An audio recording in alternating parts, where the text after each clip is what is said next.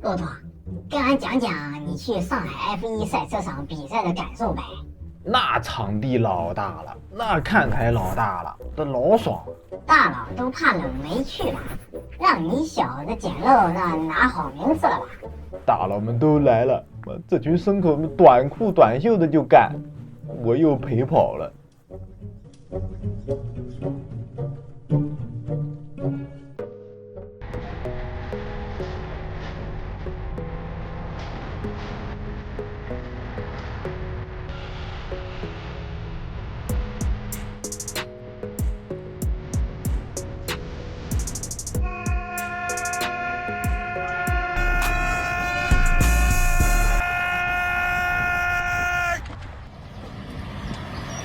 Hello， 大家好，这里是开莫里啊，欢迎回来。这是只在视频里面见到过的上海国际赛车场，5.4千米一圈，大大小小的好几个急弯，这个地形呢也是在过弯的时候起起伏伏啊，就是这么个场地。现在咱们来骑公路车比赛，这场比赛总共是18圈81千米，2000多个人啊，挨一个强队，挨一个大佬，都来争这个第一名2万块的奖金还有荣誉。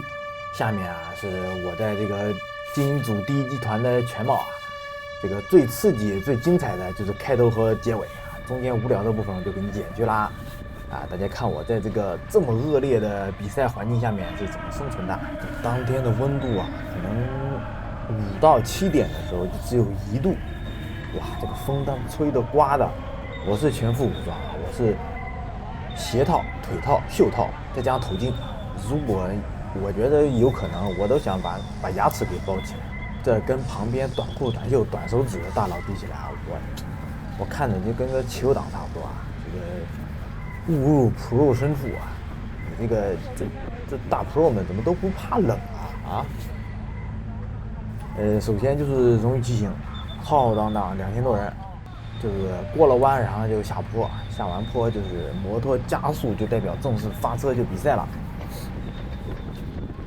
这个比赛一开始啊，这个队伍就是马上就变窄，然后速度就很快的被拉起来。几个最主要的队伍啊，就迅速的就执行他们每个人的任务了。这大佬们开始轮流进攻了。你比如说这些 Legos、崔克、美利达、上海闪电，还有 Freenova 还有长沙顺时针啊，还有上海轮宇等等等等啊，这些你听过的、你没听过的主将们啊，这些强队啊，还有他们的主将。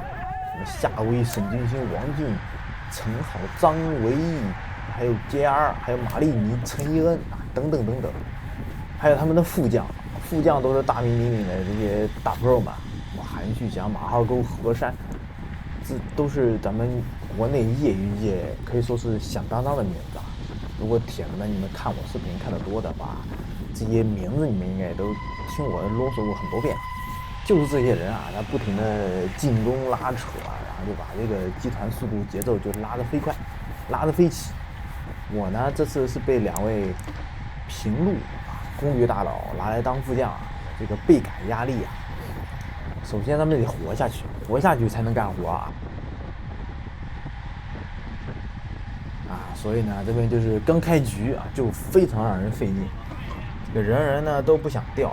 人呢都想往前挤，所以这个前2圈呢，大家也都不知道这个弯的大小，而且大部分人都是没热身的，这个身体也没有暖和，也没有拉伸开，然后这个抓地力啊，还有这个弯的大小啊等等这个情况都不太熟悉，而且人多，所以这边每个人压线的时候都是非常的谨慎，而且走线啊，还有这个速度也都是保证安全的这种过法。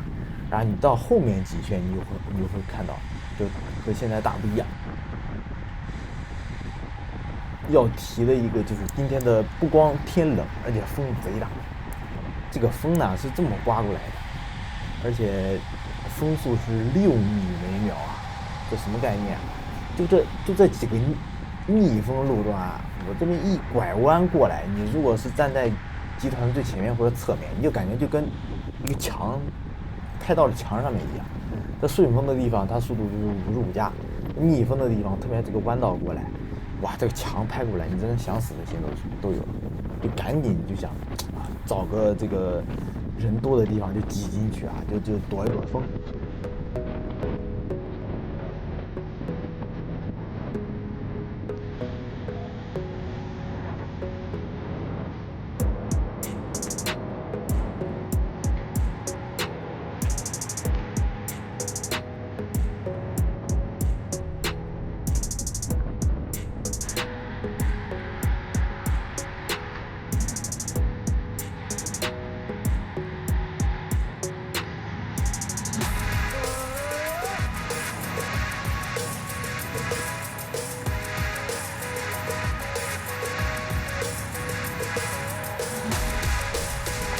这些观众踩的遮阳棚啊，就跟大蘑菇似的，还是挺弯的。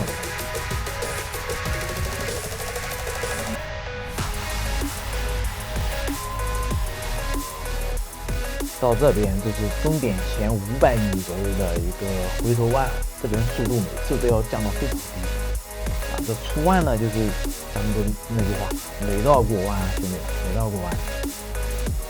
这场比赛要每绕个大几十次，你可以看到。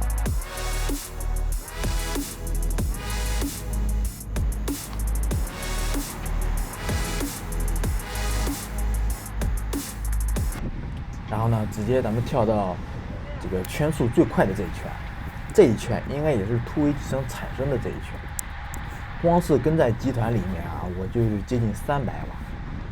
那你可以想象，在这一圈突围的这个大佬们的实力是多恐怖。他就是要顶着全部人最佳的这个体力，全部人这个注意力啊，他最集中的这个时候去突围。我感觉呢，就是这年终最后一场啊，大佬们就是说啊，我就是让你们这些菜鸡啊输得心口口服，就是要在最难的时候我突围。所以铁子们，你看啊，这边我这个位置是比较靠后的，所以我要想办法往前进。首先要保证自己这个安全，在选择往前进的时候，这个时机啊，我一般会选择比较适合自己的位置。你比如说我是体重比较轻的，那我就会在这个1号弯这个位置，这个上坡这个地方多加几脚，我这边位置你看就可以前进好多。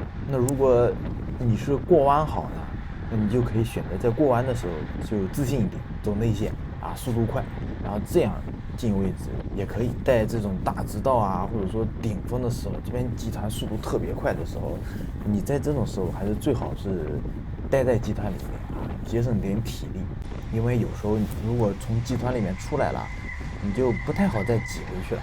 那你看啊，就是待在集团中部，就看不清前面的状况，就有时候莫名其妙的呢，它就会断了。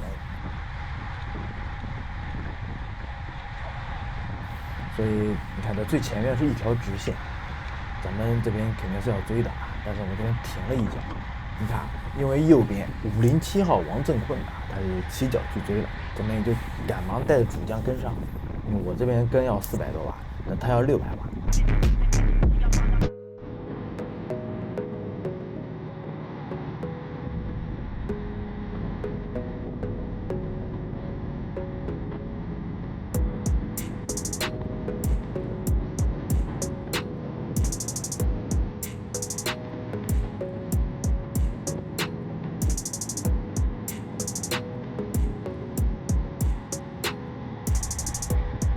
我这边费了一段血条才接了上去。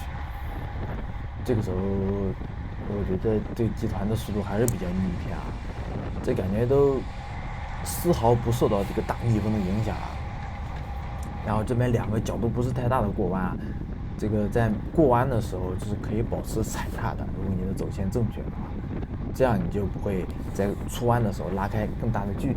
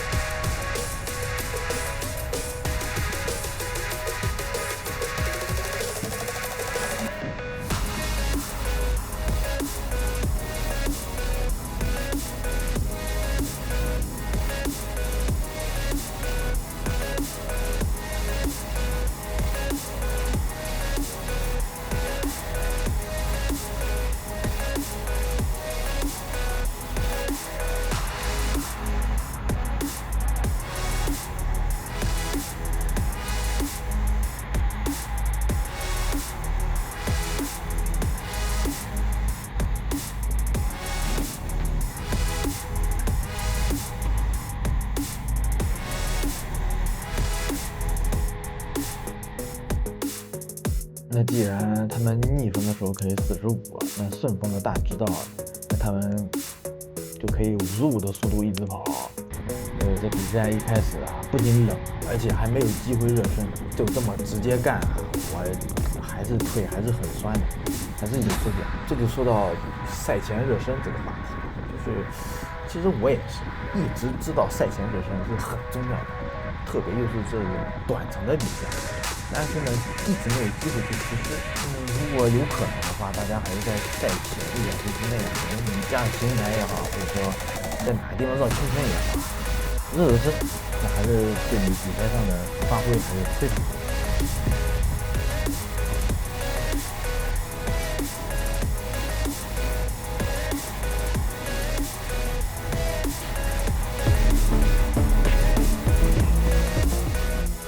过了大蘑菇，掉头弯，然后速度直接刹车就直接捏到冰点。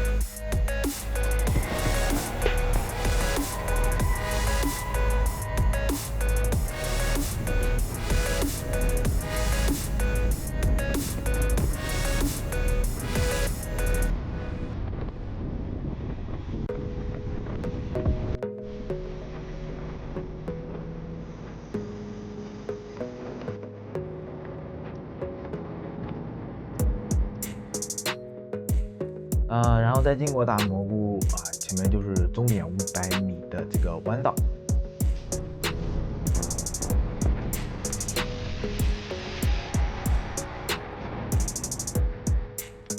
我们的右边是今年千岛湖金组的冠军马里尼马老师啊，他也是这场比赛其他车队的重点弯道对象。你可以看出，他在哪，他身后一定会有其他车队的人去盯着。所以这边就到了终点，这就是整圈的全貌。不知道你看完是啥感受？反正我骑完一圈感觉还是挺酸爽的。这边你看马老师他是不停的在回头看，不知道在找啥。其实我猜他这边是在找队友的位置啊，有点像迷路的小羔羊啊，可爱。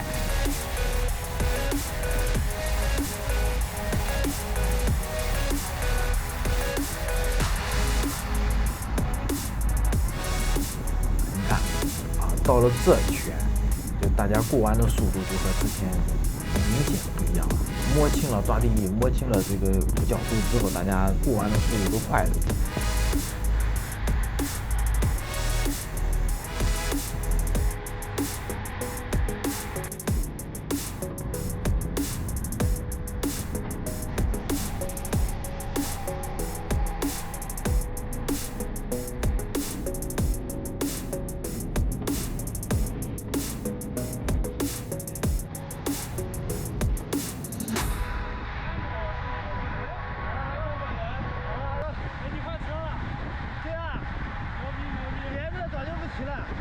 这边遇到塞卡的陈平阳，这个大佬竟然还认识我，打个招呼。好久没有看到他们塞卡出来比赛了，一起在集团队尾划水啊，又是一圈。这边到距离还有100米的样子啊，这是夏威他们几个的4人的突围集团啊。我本想的就是这种大佬云集，车队这么多的比赛啊，车队多，散装大佬也多。想在前几圈大家体力都充沛的时候，这形成突围集团，我感觉是不太可能的。所以我就在集团里面一直躲着，等人跳上去，然后拉速度啊！你看，这又是有人进攻啊，太快，咱们看不清是谁。这集团的速度瞬间就被拉起来了，然后呢，这个速度就一直是高速的保持。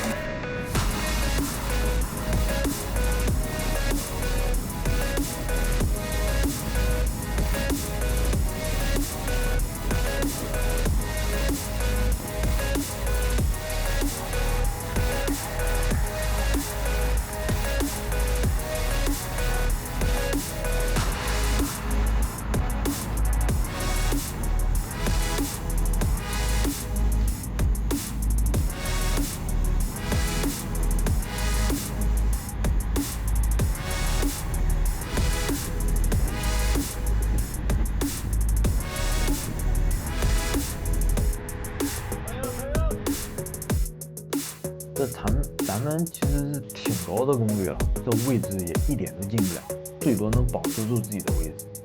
哇，这太夸张了。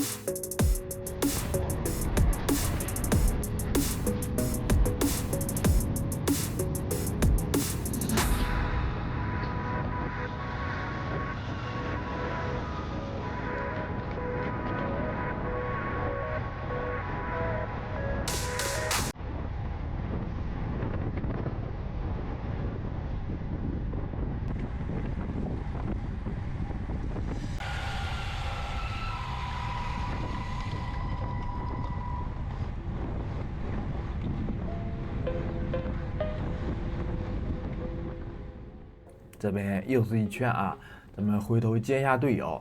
这有时候呢，就是在队伍的后面就没办法，就会被断龙给影响到。这边其实我已经不了解最前方是什么状况了，反正几个主将都在队伍里，然后我的主要工作就是保护他俩就行了。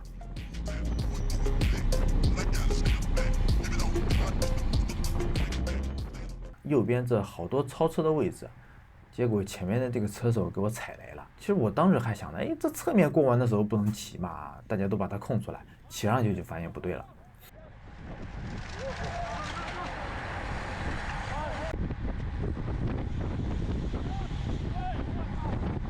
到了这边啊，34分钟的这个地方，前面又有人进攻啊，应该是非常有威胁的人。虽然我看不见，但是我感觉是啊，大家都去追了。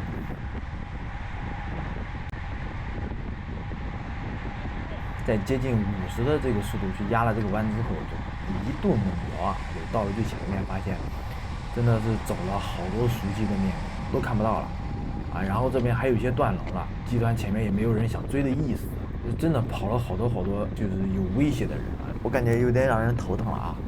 所以咱们这不能等。另外一个平路主将啊，这个强老他也是在集团最前面是比较犹豫。所以我这边抬脚正要追的时候，看到左边有个人飞出去了，我操！这此时不从等待何时啊！喊着强老啊，咱走。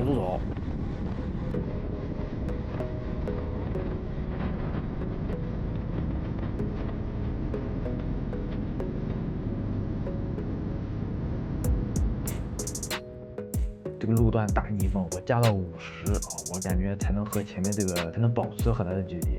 我操，这真的太过分了！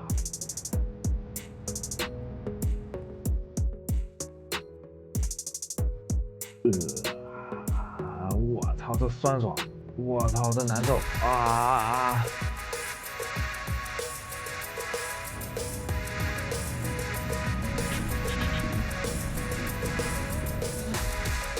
这终于啊，前面慢了，然后我们也追上了。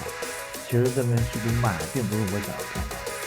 就是如果大家这边小集团大家都摆了，那后面集团也就追上来了，那我和强老的这波消耗那就白费了。有必要的时候，这边我也是要上去带的，就保持这个集团的速度也不能太慢。其实事实后面我也是带的。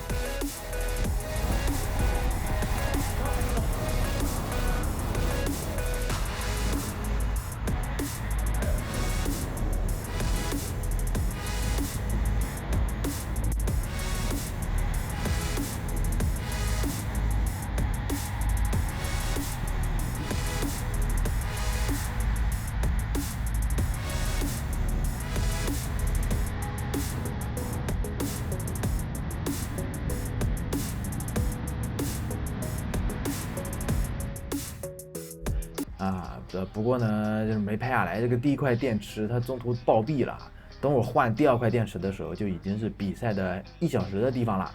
咱们这个手套有些厚，所以这个换完咱们就直接掉到了集团的最后面。这个时候呢，赛程是过半了，前面的突围集团已经比较稳定的形成了2个。第一集团4个人啊，是崔克的王进、陈浩、利克斯的夏威和美利达的张威毅。第2集团就1个人，就是利克斯的阿信啊，1个人在追，剩下的所有人就都在我们这个集团啦。等这个集团稳定之后，速度就被控制的非常稳定，大概38、39、40左右。好，我们直接跳到最后几圈啊，这是赛事的转折点。94分钟的时候，朱老往往前移动。他是提前告诉我啊，他体感并不好，感觉不能等到最后的集团冲刺了。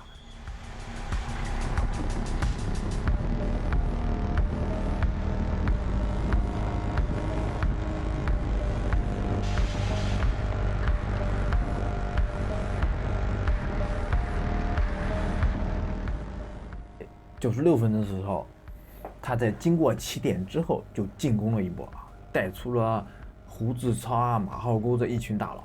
我操，其实这个时机还是比较好的，而且大家就一直在等啊，有人吹响这个冲锋号。我这边想追呢，但是这个时机有一些晚了，第一时间没有跟上啊。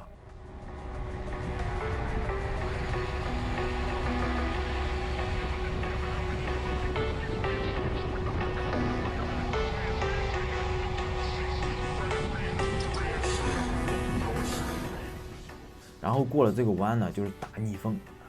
其实前面他们几个就在眼前，大家都不愿意去追，啊，那自然我也不愿意多待啊。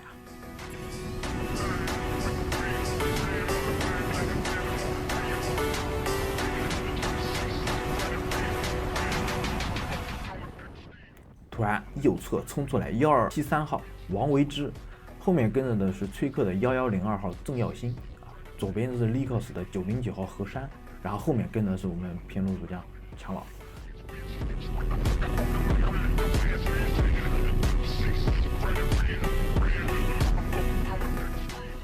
这不得不说啊，这个大佬的反应就是快，举手表示歉意，然后速度又慢了，都不想是给别人做嫁衣。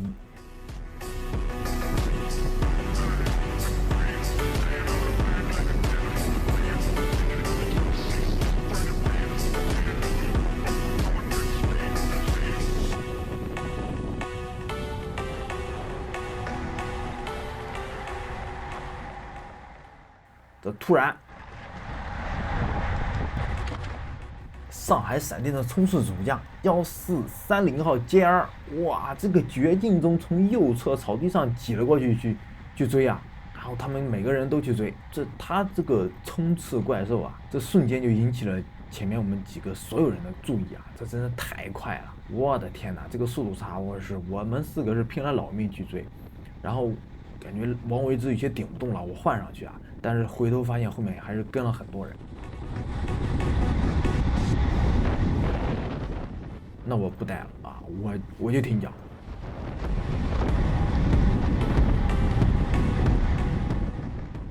然后强他就带着崔克的1114号朱法金追了上去，那我就没必要追了，咱们就是可以这个时候可以松脚，适当的时候这个一定要节省体力，不能一竿子把自己给干爆掉。所以这边还是有人继续去追啊，这是上海荣誉的1492号乙戌，长沙顺时针的主将1479号陈一恩，我这边是想吸上去的，妈的，但是一个过弯给我拉开了5米，哎，我这边就想摆啊，捷安特青训队的小伙子啊，914号于子越，就过了弯大逆风的时候，马老师就用他超级气动的这个姿势就出现了，身后跟的是 Lycos 的叶冲，闪电的1407号 TP 啊等等，所以这边速度差又有些大，所以我就赶紧提醒捷安特的小伙子，你得夹脚跟上啊，不然又断龙了。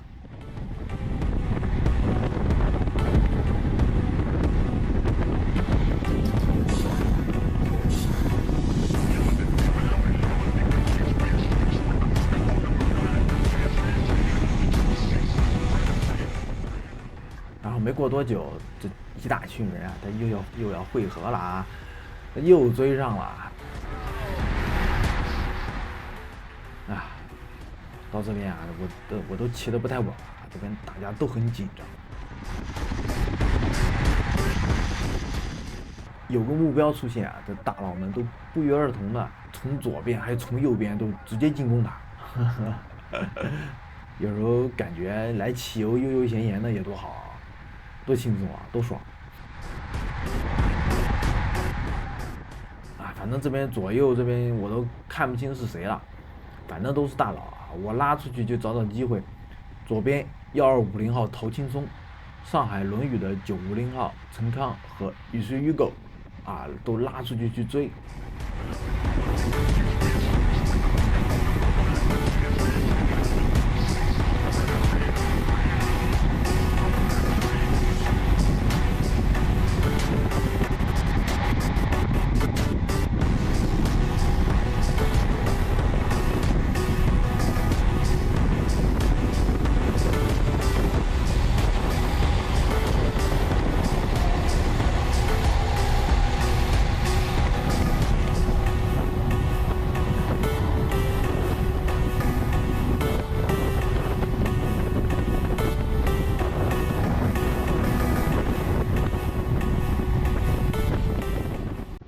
过了这个弯呢，他摆手，那我也往后摆手，我累了，我追不动了，我也不追了。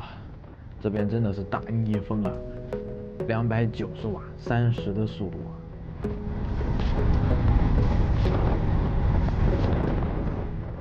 这是504号彭荣泽，然后他去追，身后面又吸着叶冲，他这跟得真紧啊，这种才是最省力的做法，就是这种。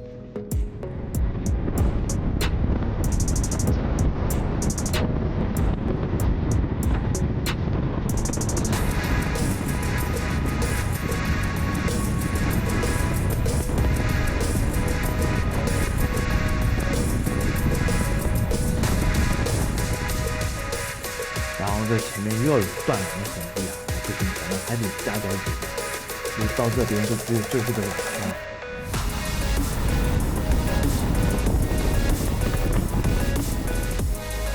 这边叶冲他又想断缆了，其实在追人的过程中，他最怕的是这种剧情，他为了配合前方突围的队友，也是使上各种方法。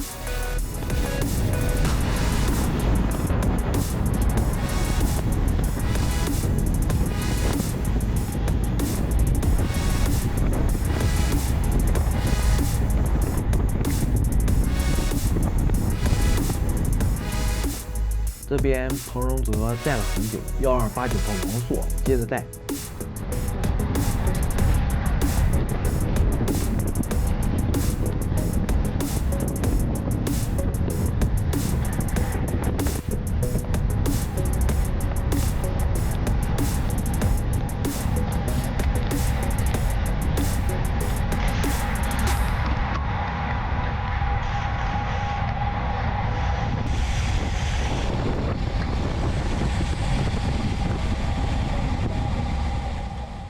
这个过弯呢，又给我拉开了几米啊！操！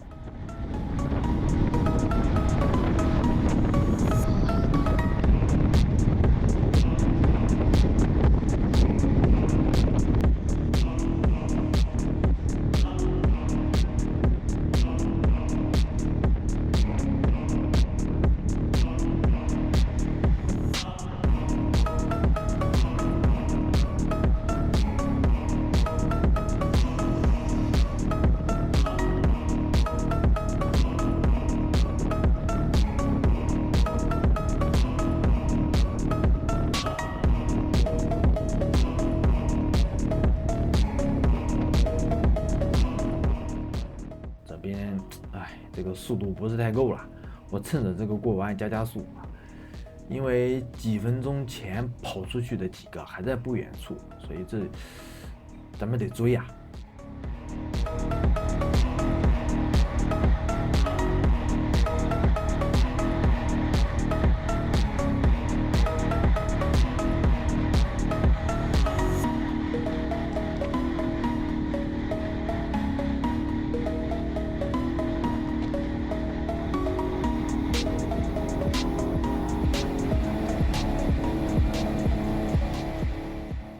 有时候越是看着近啊，就是越是追不到。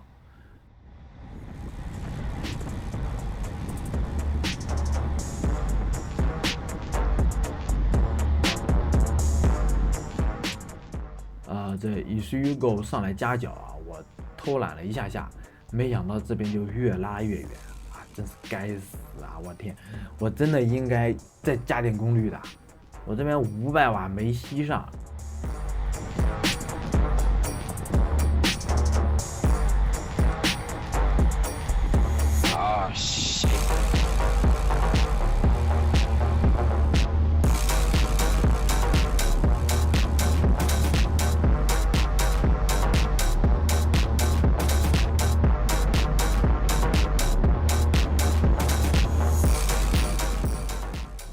然后呢，这边陈一恩他有一个人去追出去，还是太快了，我还是没跟。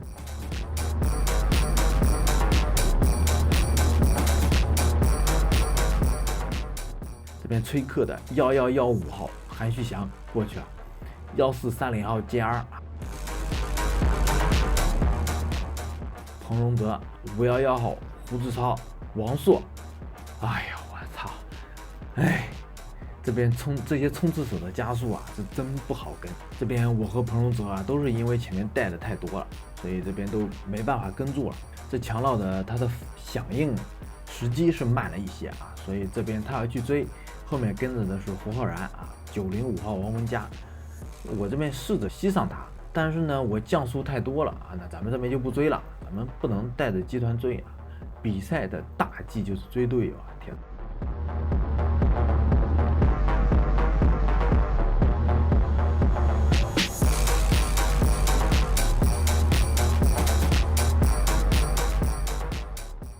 这边荡荡腿啊，顺便帮他们断断龙。这个时候呢，经过前面很长时间这个拉扯，10几分钟，身后的大团其实都累了，想追的人都被我断了啊，就这样他们就逃出去了。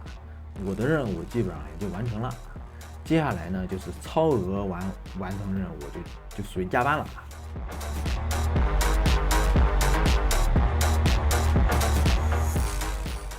这边过了挺久啊，过了好久。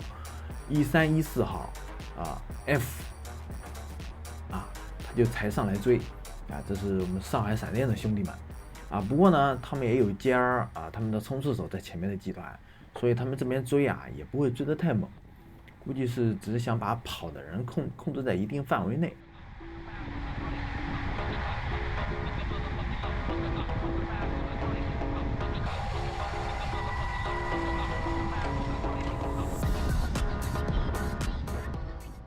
我过了这个弯啊，我突然夹脚，我是坐着夹脚，我想看一下身后车手们的反应。我回头发现第一时间没人跟。其实这个时候呢，我是错以为啊，这是最后一圈啊，我以为过了这个弯还有400米就结束了。我心想，操，兄弟们啊，属于咱们的机会来了呀啊！不过其实我当时也感觉这有点容易了呀，他这身后这些人怎么这么淡定啊？我都要冲线了，他们怎么不追我啊？那不管了，兄弟们，咱们反正咱们走啊，咱们走咱们的，咱们继续加脚走。结果到了终点这边呢，我都要什么杀把庆祝了，结果发现裁判摇铃啊，这个还有最后一圈呢，我去，我这人都麻了，我都。那我这前面有点追不上啊，我这甚至我都想停脚了，不想骑了。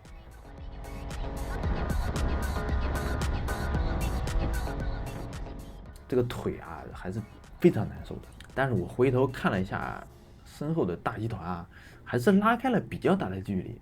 哎，那不行，咱们还是继续得骑。这腿难受归难受吧，但是咱们建立的优势不能白白浪费了。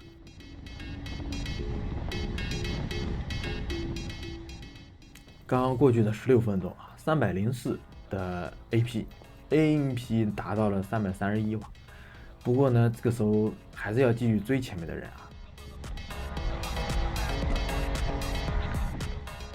其实有时候看着前面的人去追啊，反而会好过一些。特别是看着和前面的距离越来越小的时候啊，会更好过啊。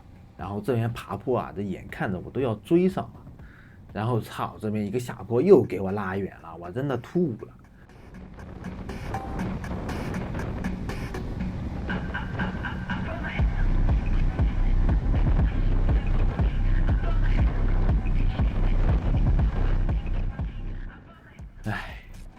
然后这边还是大逆风啊！真的要保持40的速度的话，我就只能站起来摇车。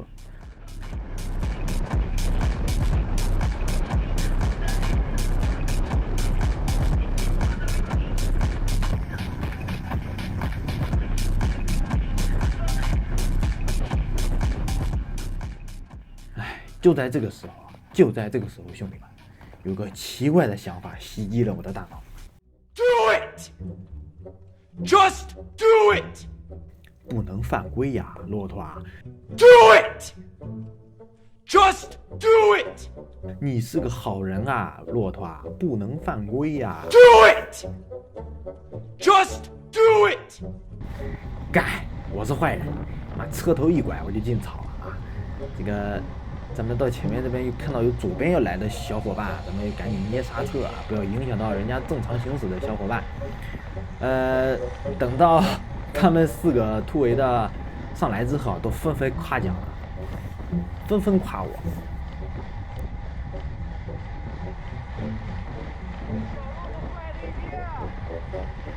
嘿嘿嘿，哎，不好意思啊，耍了点小机灵。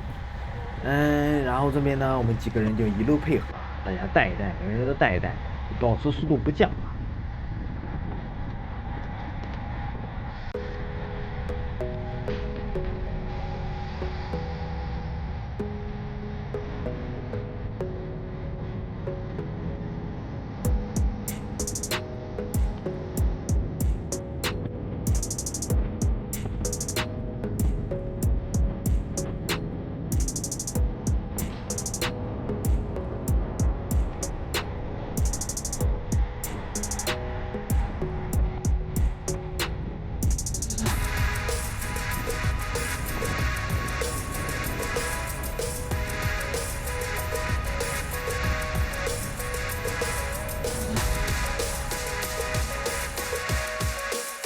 咱们因为是这个耍机灵上来的，咱们就多带一点。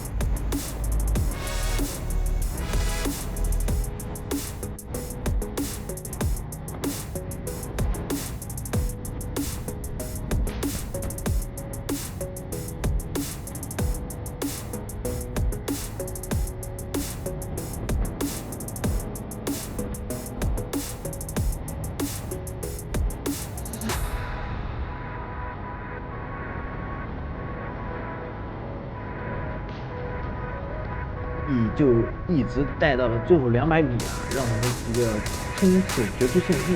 当然啊，咱们的冲刺体量强老啊，他的体重啊，他的身体就比较适合马匹，所以也相当于给他带通了。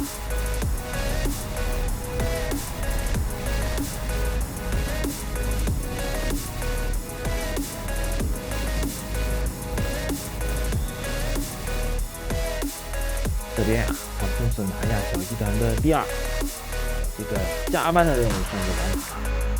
这就是2024年骆驼我参加的最后一场比赛啦。虽然前面还有好多场比赛的视频没有发出来，那是因为到过年嘛，总要忙着这儿忙着那儿，也不知道自己在忙啥，反正时间就没了，就一直忙着忙死了。所以前面几场的比赛视频啊，请大家耐心等待啊，会来的，会来的，会来的啊！好，今天的比赛就看到这儿，不知道大家看怎么样啊？有什么意见和建议，希望大家在评论区啊，或者说私信留言发给我啊。好，这里是开莫林，我们下期见，拜拜。